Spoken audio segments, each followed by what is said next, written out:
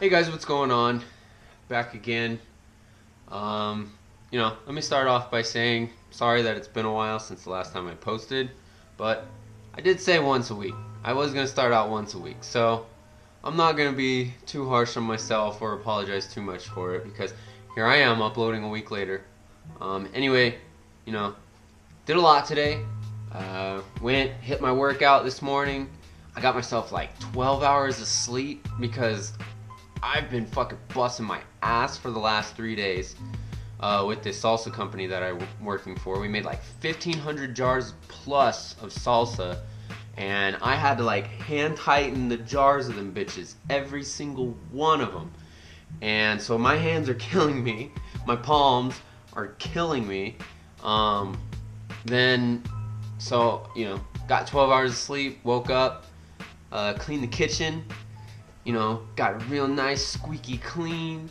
I'm thinking someday I'm going to show you guys kind of the place I live at, my apartment, but I need to get it clean before you guys see that, because I can't have you seeing the place the way it was, man. It's just, it's not presentable. But anyway,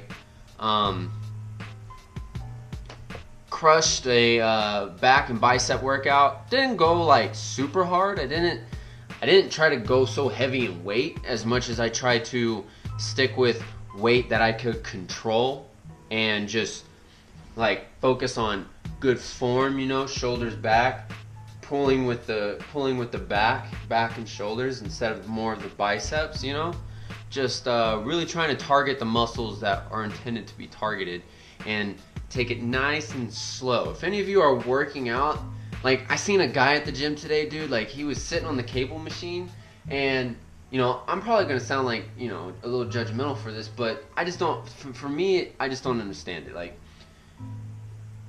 when guys work out and they just try to pump out reps, like, a shit ton of reps, and they try to pump them out fast, like, this guy was literally sitting on the cable machine, like, one, he was, like, leaned back, and then two, he was just, like, going like this.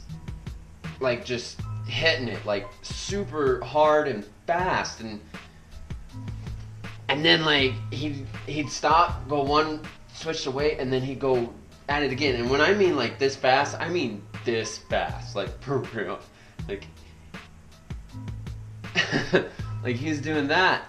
And I guess if he has control of the weight, then okay, but to me that's just kind of like cardio for your muscles. You're not really, I wouldn't think you're gonna build muscle that way as much as you're just gonna tone it. Which I guess if that's what you're going for, then fine, by all means.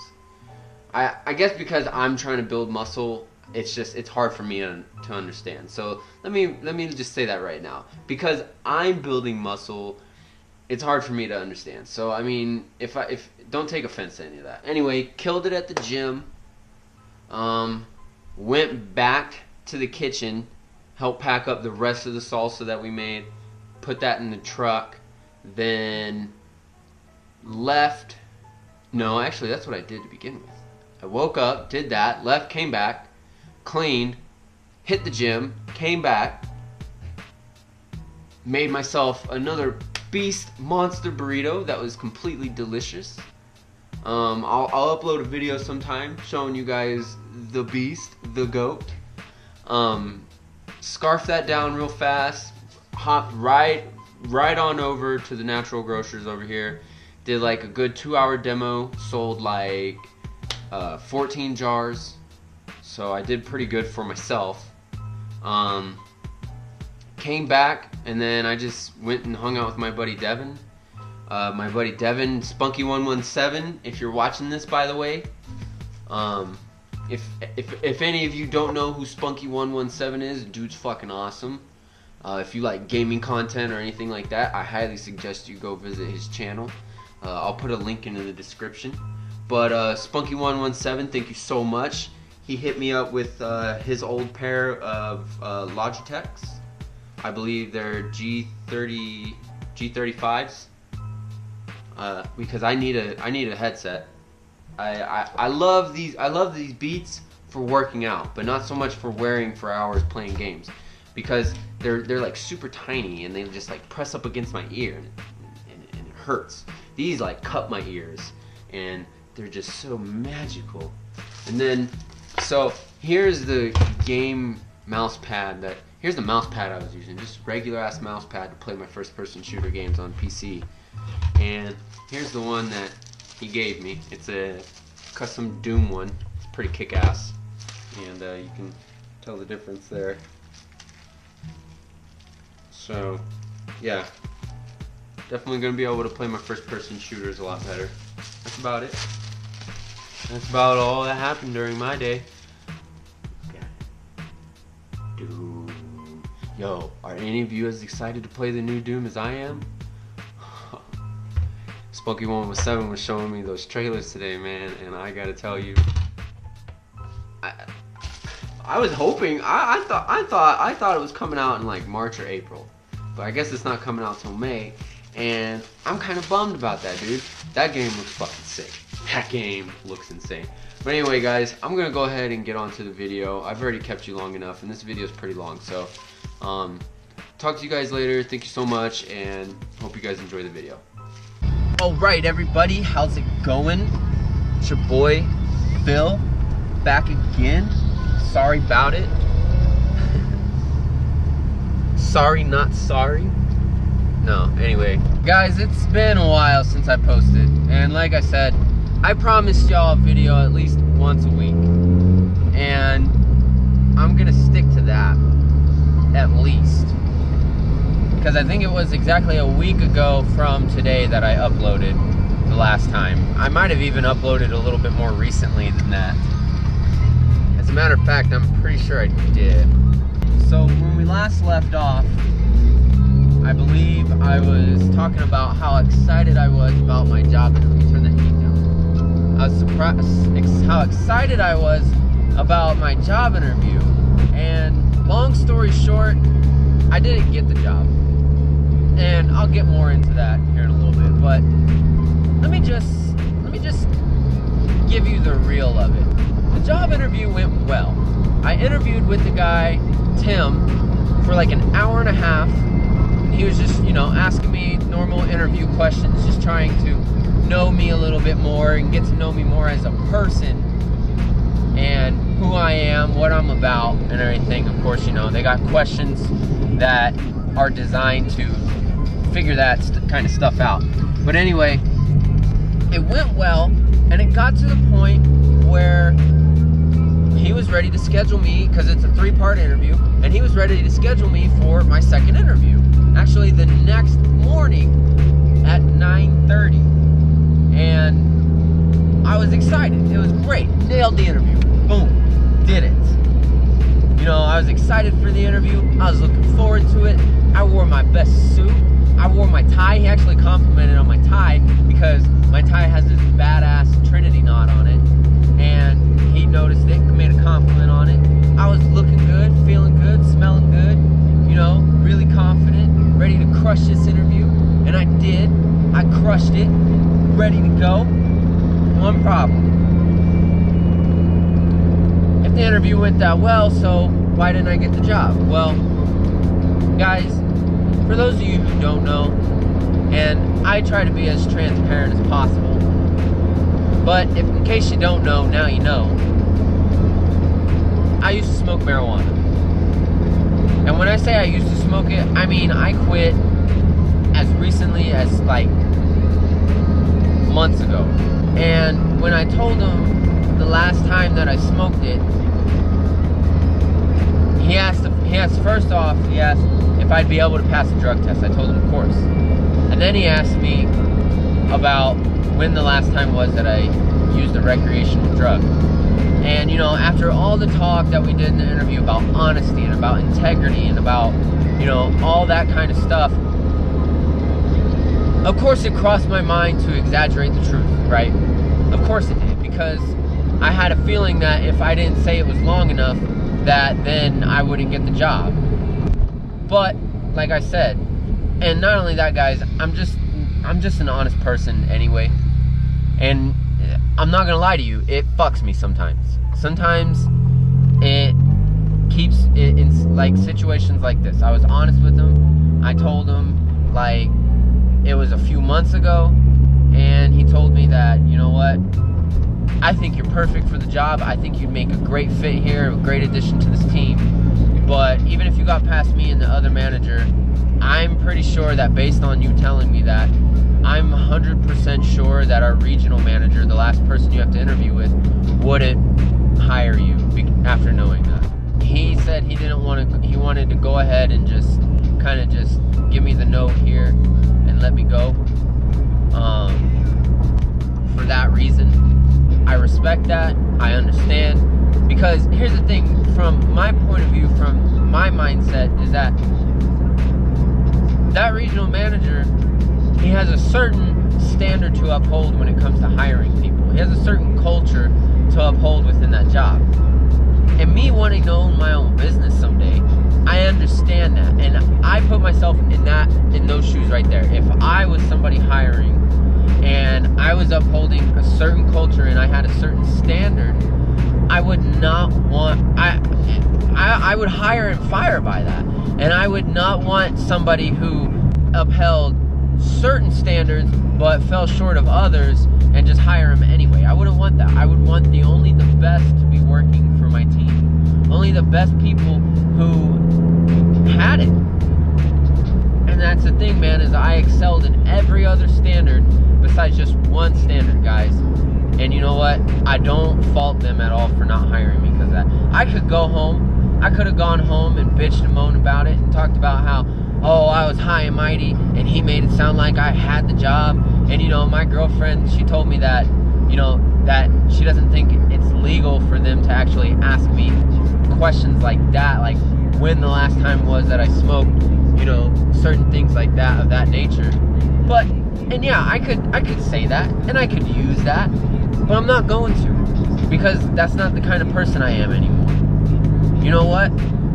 I walked away with it with a lesson, and that was 2 lessons that really stuck with me. One, I didn't even learn until later that night when I was listening to Gary Vee on audio, reading his book, Crush It.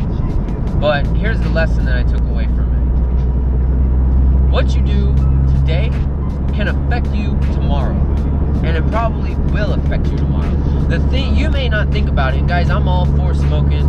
You know, I'm all for, if that's what you like to do, I have nothing really against it. But here's the reality of it. It's not legal nationwide.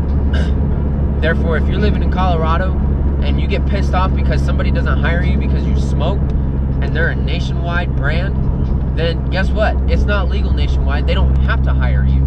They don't have to abide by Colorado law.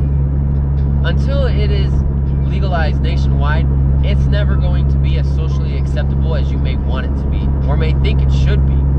And the other lesson is this: opportunity lies in transparency. Had I have lied to that guy and stretched the truth, and it would have been found out later, they would have never, I wouldn't, what kind of respect or integrity would I have then? Instead, I was honest. I knew it was probably going to cost me, make or break my opportunity with that job. I knew that pretty much me getting that job lied on that one question. But I've always been the person to be honest about it. Never the one to try to really lie about things. And not only that, guys, like I said, it's just who I am as a person. When I lie, it's pretty obvious. When I lie, if I want to get away with a lie, I have to premeditate the shit like a long time in advance. That way, I have to plan it out. Like, I have to say, okay, I'm going to say this, and if they say this, or if they try to stump me this way, then I can fall back on this and that and that. Like, it's a plan. And honestly, guys, I don't like doing that. I've done it. Yeah, I'm not perfect. And I have lied before. And I'm sure all of you have. If you say you've never lied or stretched the truth in your life, you're lying right now. That's the thing about it. But, so yeah, I've done it. I've been there. And honestly, I don't like it. I don't like it. It doesn't make me feel good. And I just don't like doing it. And so for me, it's easier to tell the truth, take whatever consequences come, pick myself back up and move on. And that's what I did. I told the truth. It cost me the job. You know, that $600 a week would have been pretty fucking nice. I'd have been living pretty good, you know, for where I'm at. But, you know, it wasn't worth it. It wasn't worth sacrificing myself, my morals, and my values that I am built upon as a human being and as a person, and what I'm building upon as my own brand, it wasn't worth sacrificing that. So I didn't get the job. But some good did come out of it. And this is another lesson you guys need to learn, is that any temporary defeat, and that's all this was temporary defeat. Any temporary defeat comes with something good. If you can't find the good in it, then what was the lesson that was learned from it? If you can find at least the lesson learned from it, then some good did come of it. And some good did come of this. I learned lessons, but not only that, I sat there for another hour and a half after being told I wasn't going to have this job. I sat there, him and I, for another hour to hour and a half talking, because I made a real connection with him.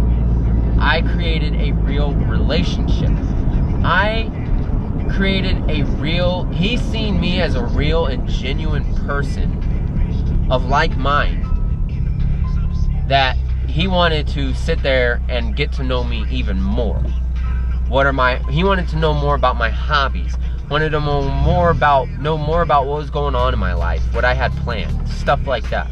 And he took interest in what was going on. The general manager, the store manager of Furniture Row, the place I'm wanting to work at, gave me his card and his personal contact information and told me these specific words: hit me up sometime, maybe we can go out for some beers and talk more, because I'm really interested in your ideas and what you got going on as far as your business you're wanting to start. So I created a genuine connection, and a genuine relationship with this guy. So I lost the job, but I gained something even more valuable in my opinion. I gained a connection. I gained a relationship. And I know I've said that a million times, but you know what? As much as it takes for it to, resonate with you guys, I'll say it over and over again. So much more important than money, guys, is creating connections and creating relationships. There's something I learned a long time ago, or not a long time ago, but a few weeks ago to a month ago, from Andy, listening to one of the podcasts by Andy Frisella, and that is, if you want something, or you want something from somebody, you need to approach them in a genuine way. You need to approach them in a way that you're going to make a genuine friendship, relationship out of that. Because people are not dumb. People are smart, and they can smell bullshit from a mile away. They can smell that you are coming at them with a pretentious mindset, that you're coming at them with an agenda. They can smell that. People can tell when you're not being genuine with them, and you just want something from them. But if you approach them with, what can I do for you, instead of the what can you do for me, the what they can do for you will work. It'll come to light eventually, and they'll be more likely to want to help you out. But if you come to them with the mentality of what they can do for you to begin with, they're just going to shake you off, because they know, they're like, this guy just wants something out of me.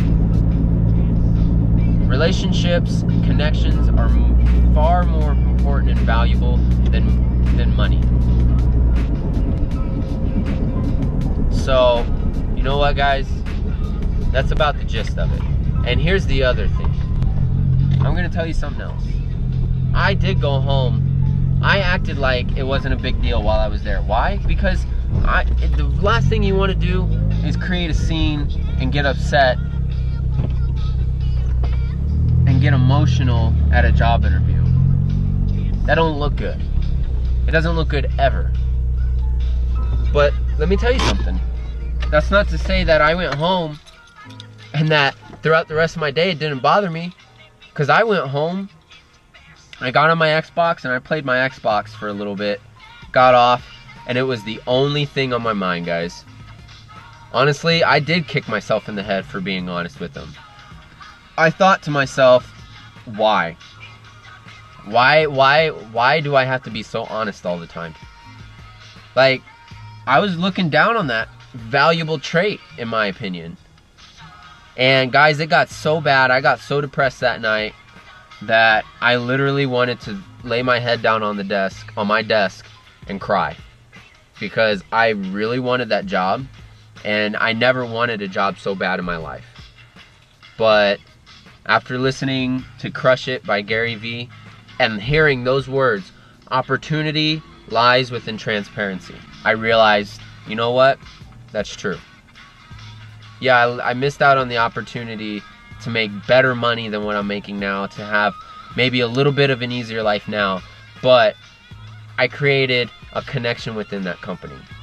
And you know what? He told me to come back later, whenever it's a little bit more time down the road, to come back, and he would do everything he could to get me a job, because he really wants me to work there. So if there's anything to really take away from this, guys, is that yes, you are going to experience temporary defeat. You are going to experience failure. You are going to experience defeat. It's going to happen. But you got to pick yourself up, man. You can't sit there and start blaming the world and start coming up with excuses or saying, why me? Yeah, you know, that's not to say it's not going to happen, because it did. I sat there and I blamed myself. I blamed my honesty. I sat there and did it. But you know what? I didn't stay there. You're going to sink down back into those times, man. It's going to happen. I don't care how strong you think you are. You are going to have moments where, yeah, it's going to piss you off. You're going to get pissed. You're going to get depressed. You're going to get sad. You're going to hit rock bottom again. Champions aren't made from being undefeated. Champions are made from coming back from defeat. Those are the real champions. They get beaten down and they get right back up. When you're in this mindset, when you have a mind like this, the only thing you're thinking of is, okay, I'm back at rock bottom, but now I need to get back up. And you only look forward. You quit looking back. Not to say you're not going to look back, but you realize you're looking back, and you're like, okay, I need to stop and move forward. What was the good that came of that? When you see the good that came from back there, it starts becoming easier to focus up there and where you want to be, and to walk forward and to continue that walk. Guys, it's not easy, but it can be done. Like I said before, imagine you're stuck on Mars. I'm sure a lot of us would just give up and wait to die. But if you watch that movie, The Martian, that guy says, okay, I'm on Mars, but I'm not dead yet. Start figuring out how to get off of that fucking red planet.